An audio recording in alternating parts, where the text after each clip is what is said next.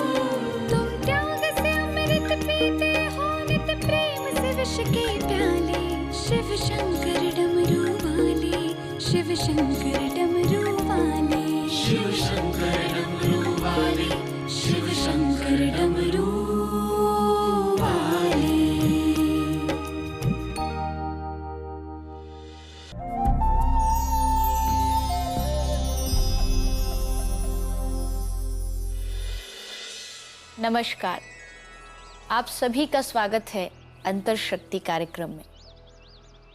भगवत गीता के कुछ सूत्रों को आप हम सब इस कार्यक्रम के माध्यम से जानने का प्रयास कर रहे हैं। पहले अध्याय में अर्जुन बोला और फिर माइक भगवान श्री कृष्ण ने ले लिया, अर्थात भगवान कृष्ण ने कमान अपने हाथ में ले ली अर्जुन को सही रास्ते पर, सही मार्ग पर लाने की। जब अर्जुन डरा हुआ था तो भगवान श्री कृष्ण ने एक सूत्र अर्जुन को सुनाया जो आज के युग में हर व्यक्ति के लिए बहुत आवश्यक है और शायद बहुत बार आपने सुना भी होगा। भगवान श्री कृष्ण भगवत गीता में अर्जुन को कहते हैं, कर्मण्येवाधिकारस्ते मा फलेषु कदाचन। हे अर्जुन, तू कर्म कर और फल की चिंता बिल्कुल मत कर। डर और भय अपने मन से निकाल दे। यहाँ भगवान कर्म योग को अर्जुन को सिखाने का प्रयास कर रहे हैं। देखिए, इस दुनिया में दो तरह के कर्म होते हैं। एक कर्म वो होता है जिसको करने में आपको उतना आनंद नहीं आता, लेकिन उसके फल में यानी उसके परिणाम में आनंद होता है। और एक कर्म ऐसा होता है जिसके फल के बारे में तो आप सोचते ही नहीं हैं, क्योंकि आपको उसको करने में ही इतना आनंद आ जाता है। भगवान श्री कृष्ण कर्म का उपदेश केवल दे ही नहीं रहे, भगवान स्वयं भी तो कर्म कर रहे हैं। भगवान से बड़ा योद्धा और उनसे बड़ा राजा कौन हो सकता है, लेकिन वो स्वयं आज अर्जुन का रथ चला रहे हैं। यानी भगवान ये चाहते हैं कि मैं लोगों को अपने जीवन से उपदेश दूं। कहीं लोग ये ना कहें कि श्री कृष्ण तो कोई कर्म करते ही नहीं। कृष्ण चाहते तो वो भी बस एक योद्धा की भांति आदेश देते रहते। पर कृष्ण ने कहा नहीं, मुझे कर्म करना है, इसलिए अर्जुन मैं तेरा रथ चलाऊंगा। कई बार हमें भी ऐसे लगता है कि दुनिया की झंझटों से, मेहनत से बचे और आराम से सो जाएं। लेकिन भगवान कृष्ण कहते हैं कभी नहीं, तुमको कर्म करना ही पड़ेगा और उसका फल जो मिलता है, एक कहावत आपने सुनी होगी कि कर्म का फल बहुत सुंदर होता है, सब्र का फल बड़ा मीठा होता है। तो इसका अर्थ भगवान श्री कृष्ण 5000 वर्ष पहले ही अर्जुन को कर्तव्य बोध समझा रहे हैं। भगवान कहते हैं मैंने तुमको बुद्धि दी है, अब उस बुद्धि से पाप या पुण्य जो करना है चुनाव तुम्हारा है। कर्म तुम्हारे हाथ में है, तुम चुनो अपनी बुद्धि से क्या सही है और क्या गलत है, और फिर उसका परिणाम मैं तुम्हें दूंगा। इसलिए कभी भी इस बात को कह देना कि सब कुछ भगवान ही करा रहे हैं। आप किसी व्यक्ति को मार दें और कहें कि भगवान ही कराने वाले हैं, उन्होंने मुझसे कहा और मैंने उसे मार दिया, ऐसा कभी नहीं होता। श्री कृष्ण यही कह रहे हैं कि मैं तुझे मार्ग दिखा सकता हूं, उस मार्ग पर चलना तेरा काम है। भगवान इस दुनिया में उपदेश दे सकते हैं, भगवान ने किसी के भी भाग्य बनाने में अपनी सहभागिता नहीं निभाई है। अर्थात हम बचपन में सुना करते हैं कि जब बालक का जन्म होता है तो जब वो 6 दिन का होता है तो एक माता आती है, सरस्वती माता आती है, और वो हमारा भाग्य लिखती है, हमारी किस्मत लिखती है। लेकिन कृष्ण कह रहे हैं अर्जुन, कर्म ही तुम्हारे भाग्य को बनाता है। किसी देवी देवता, किसी भगवान का तुम्हारे भाग्य को बनाने में कोई हाथ नहीं है। अगर भाग्य बना सकते हो, भाग्य बदल सकते हो, तो तुम स्वयं अपना भाग्य बदल सकते हो। तुम्हारे कर्म तुम्हारा भाग्य बदल सकते हैं। मैं स्वयं भी तुम्हारा भाग्य नहीं बदल सकता हूं, उसके लिए तुमको अच्छे कर्म करने होंगे। इसलिए भगवान कह रहे हैं गीता में कि अर्जुन, हे पार्थ, तेरे कर्म ही तेरा भविष्य निश्चित करेंगे। तू जीतेगा या हारेगा, ये बात तेरे कर्म पर निर्भर है। ये बात हुई कर्म की। अब एक बहुत महत्वपूर्ण बात यह है कि कई बार कर्म एक जैसे होते हैं, लेकिन कर्म करने के विचार अलग अलग होते हैं। उदाहरण से समझिए, आप बहुत जल्दी समझ जाएगी। एक चोर होता है और एक डॉक्टर होता है। एक चोर के हाथ में भी चाकू होता है और एक डॉक्टर के हाथ में भी चाकू होता है। एक चोर भी उस चाकू से आपके शरीर को काटता है और एक डॉक्टर भी उसी चाकू से, उसी औजार से आपके शरीर को काटता है। पर दोनों के मोटिव में फर्क है। वो मारने के लिए और डॉक्टर आपको बचाने के लिए आप पर चाकू का प्रहार करता है। यानी कर्म दिखने में दोनों का एक जैसा है, लेकिन मोटिव अलग होने के कारण कर्म का परिणाम भी दोनों का अलग अलग हो गया। इसलिए भगवान श्री कृष्ण यहाँ अर्जुन को कर्म के सिद्धांत के बारे में बताते हुए भाग्य और किस्मत से ज्यादा कर्मों पर भरोसा रखिए। आजकल कभी कभी हमको एक भटकाव जो देखने को समाज में मिलता है, भगवान कृष्ण उसका उदाहरण पेश कर रहे हैं।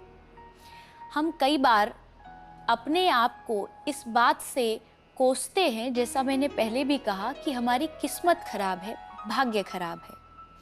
लेकिन श्री कृष्ण कर्म के सिद्धांत को केवल इसलिए अर्जुन को समझा रहे हैं ताकि आज के युग में हम अपने भाग्य से ज्यादा कर्म पर विश्वास रखें। भाग्य नहीं होता, मेरे कहने का अर्थ ये बिल्कुल नहीं है। भाग्य भी होता है, किस्मत भी होती है, लेकिन उस किस्मत को बनाने वाले भी आप स्वयं होते हैं। कई बार जब हमारे साथ जीवन में कुछ गलत होता है तो अक्सर लोगों को कहते हुए सुनते हैं कि हे ऊपर वाले, ये तूने मेरे साथ क्या किया। और ऊपर वाला बैठा बैठा हंसता रहता है कि सारा किया धरा तेरा है, और जब इंजाम देने की बारी आई तो तूने दोष मुझे लगा दिया। लेकिन मैं आपसे निवेदन करूं कि देवी देवता आपकी भलाई के बारे में सोचते हैं। वो आपके दुश्मन नहीं है, वो आपके शत्रु नहीं है कि वो आपसे दुश्मनी निकालने के लिए आपके जीवन को बर्बाद कर देते हो। आपके कर्म ही शनि का रूप बना करके आपके जीवन को बिगाड़ते हैं। यानी आपकी बुरे कर्म, आपकी बुरी आदतें ही हैं जिनको आप किसी ग्रह का नाम दे देते हैं। भगवान श्री कृष्ण अर्जुन को इसी कर्म के सिद्धांत को समझाने का प्रयास कर रहे हैं। इसलिए जब भी आपको कभी ये कहने का मन करे और उंगली ऊपर वाले पर उठाने का मन करे, तो उस उंगली को ऊपर की जगह अपनी तरफ करिएगा और अपने आप से पूछिएगा, मैंने कहाँ ऐसा गलत कर्म किया जिसका परिणाम आज ये हुआ कि मुझे दुख भुगतना पड़ रहा है। और आप सोच भी नहीं सकते, कर्म का सिद्धांत इतना गंभीर है।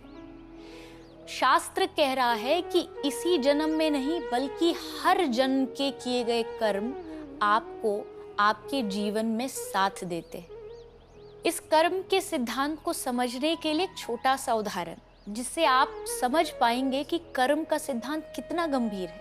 पितामह भीष्म, महाभारत के युद्ध में 52 दिन तक पितामह भीष्म बाणों की सैया पर लेटे रहे। पितामह भीष्म ने जीवन में कोई गलत काम नहीं किया। धर्म, अनुशासन, मर्यादा उनके जीवन में रही।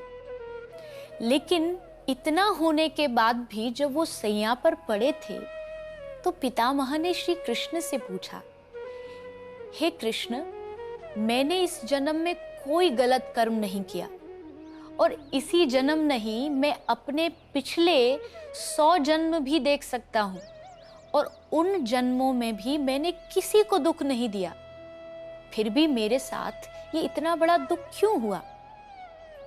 तब भगवान कृष्ण ने दादा भीष्म को कहा कि हे पितामह, आप पिछले 100 जन्म देख सकते हैं, लेकिन मैं आपके पिछले 101 जन्म देख सकता हूँ।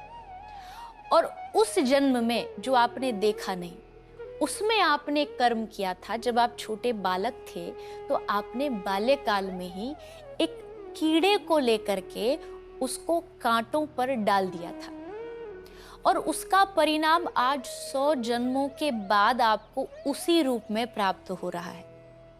विचार करके देखिए, कर्म का सिद्धांत कितना गंभीर है कि 100 जन्मों बाद भी वो आपके सामने परिणाम स्वरूप आ सकता है।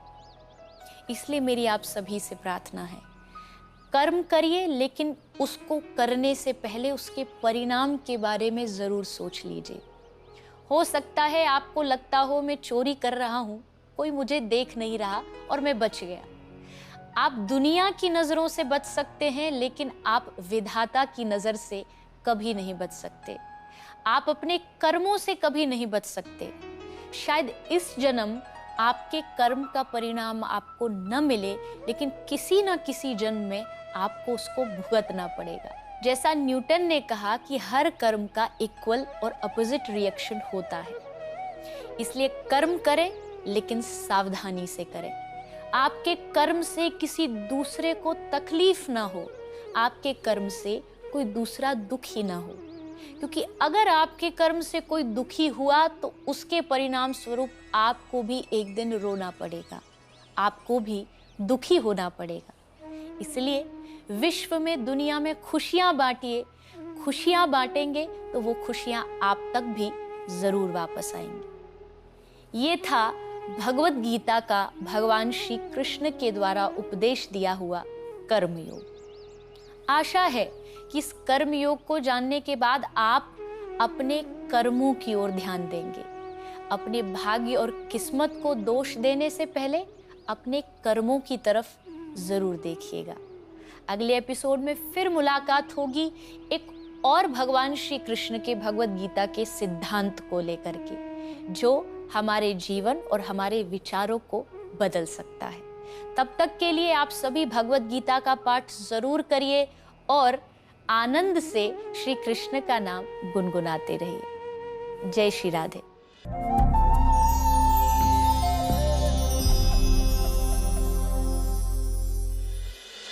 नमस्कार, अंतःशक्ति कार्यक्रम में आपका स्वागत है। 25 नवंबर 2019 मार्गशीर्ष का महीना, कृष्ण पक्ष चतुर्दशी, सोमवार। चलिए जानते हैं आज का राशिफल। शुरुआत करते हैं मेष राशि से।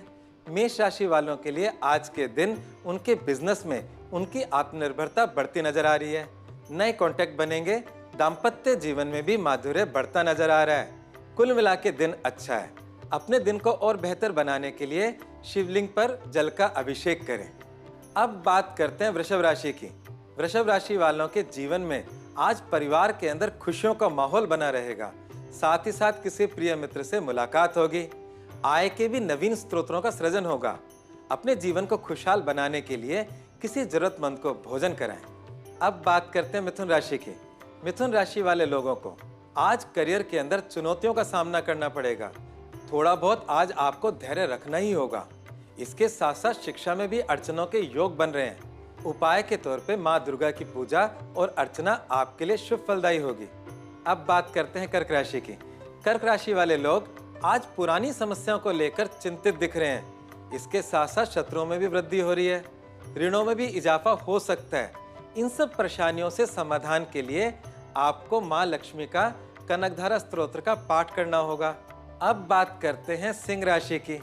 सिंह राशि वाले लोग आज बहुत ज्यादा व्यस्त नजर आ रहे हैं। साथ ही साथ यात्रा के योग भी बन रहे हैं। कुछ महत्वपूर्ण लोगों के साथ आज आपकी अनबन हो सकती है। उपाय के लिए घर के मंदिर में घी का दीपक जलाएं। अब बात करते हैं कन्या राशि की। कन्या राशि वाले लोगों को आज बहुत सारी चुनौतियों का सामना करना पड़ेगा। साथ ही साथ आज के दिन एक साथ कई कार्यों को पूरा करना होगा। इसके अलावा परिवार में चले आ रहे पुराने किसी विवाद का आज निपटारा होगा। समय को बेहतर करने के लिए अपने बुजुर्गों का और गुरुओं का आशीर्वाद प्राप्त करें। अब बात करते हैं तुला राशि की। तुला राशि वाले लोगों के लिए आज का दिन सामान्य रहने वाला है। किसी विशेष कार्य के लिए जरूरत से ज्यादा आज भागदौड़ होगी। व्यापारिक वर्ग के लिए समय कुछ अच्छा है। अपने दिन को और बेहतर बनाने के लिए बेसन के लड्डू हनुमान जी के मंदिर में चढ़ाएं। अब बात करते हैं वृश्चिक राशि की। वृश्चिक राशि के लोग आज अपनी मान प्रतिष्ठा पर जरूरत से ज्यादा खर्चा करेंगे। परिवार के सहयोग से लाभ का मार्ग प्रशस्त होगा। विदेश यात्रा के योग भी बन रहे हैं। अपने जीवन को बेहतर बनाने के लिए सूर्य का मंत्र ओम घृणी सूर्य नमः का जाप करें। अब बात करते हैं धनु राशि की। धनु राशि वालों के लिए आज का दिन शानदार रहने वाला है। आपके मन मुताबिक कार्य आज पूरे होंगे। साथ ही साथ बच्चों के साथ भी आप खुशियों के पल बिताएंगे। अपने दिन को और बेहतर बनाने के लिए ओम नमः शिवाय का जाप निरंतर करें। अब बात करते हैं मकर राशि की। मकर राशि वाले लोगों को आज कोई भी काम करने से पहले बुजुर्गों से राय जरूर लेनी चाहिए। इसके साथ साथ आपके जीवन में आज किसी खास व्यक्ति से मुलाकात हो सकती है जो आपके करियर के लिहाज से बहुत ही शुभ फलदायी होने वाला है। अपने जीवन को और बेहतर बनाने के लिए आपको गाय को रोटी डालनी चाहिए। अब बात करते हैं कुंभ राशि की। कुंभ राशि वाले लोगों के जीवन में आज कुछ नई जिम्मेदारियां आती नजर आ रही हैं। साथ ही साथ माता पिता के साथ धार्मिक यात्रा के योग भी बन रहे हैं। स्वास्थ्य सुधरेगा। अपने जीवन को बेहतर बनाने के लिए आपको अनाथालय में कुछ दान जरूर करना चाहिए। अब बात करते हैं मीन राशि की। मीन राशि वाले लोगों के लिए आज का दिन कुछ कठिनाइयों भरा है। साथ ही साथ आज किसी भी प्रकार का धन और स्वास्थ्य संबंधी कोई भी जोखिम न लें। नया निवेश अभी टालें। दिन को बेहतर बनाने के लिए आपको शिव जी की शरण में जाना होगा। ओम नमः शिवाय का जाप करना होगा। आज बस इतना ही। देखते रहिए अंतःशक्ति कार्यक्रम। आपका दिन मंगलमय हो। नमस्कार।